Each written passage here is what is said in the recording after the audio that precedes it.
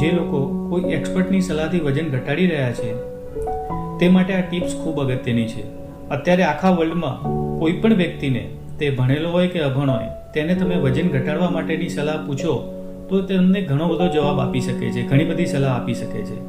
આખા વર્લ્ડની કોઈ પણ વજન ઘટાડવાની ટ્રીટમેન્ટ બે ભાગમાં જ આપણે ડિવાઈડ કરી શકીએ. એક કેલરી ડેફિશિયન્ટ, મતલબ આપણા બોડીને જેટલી કેલરીની જરૂર છે એના કરતાં ઓછી કેલરી લેવી.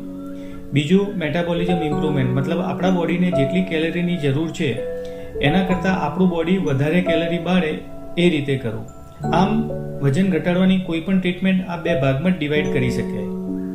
હવે જ્યારે કોઈ એક્સપર્ટ પાસે તમે વજન ઘટાડવાની ટ્રીટમેન્ટ લો છો તો આ બંને ટ્રીટમેન્ટમાંથી કોઈ પણ એક ટ્રીટમેન્ટની સલાહ તમને આપેલી હોય.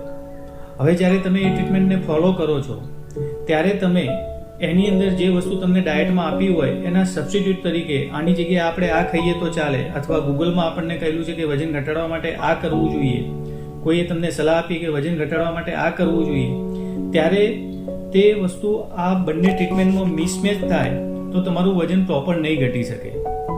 એટલે કે તમને એક એક્સપર્ટે કેલરી ડેફિશિયન્ટનો પ્રોગ્રામ આપ્યો હોય, હવે એની અંદર તમે ગૂગલમાં સર્ચ કરી અને એવી કોઈ વસ્તુ એડ કરો છો કે જે મેટાબોલિઝમ ઇમ્પ્રૂવ કરવા માટેની હોય, તો આ બંને મિસમેચ થઈ અને તમારું વજન પ્રોપર નહીં ઘટી શકે. એ જ રીતે તમને કોઈ એક્સપર્ટે મેટાબોલિઝમ ઇમ્પ્રૂવ કરવા માટેનો ડાયટ આપેલો હોય, એની અંદર તમે કેલરી ડેફિશિયન્ટ ડાયટને એડ કરો તો પણ તેનું વજન પ્રોપર નહીં ઘટે.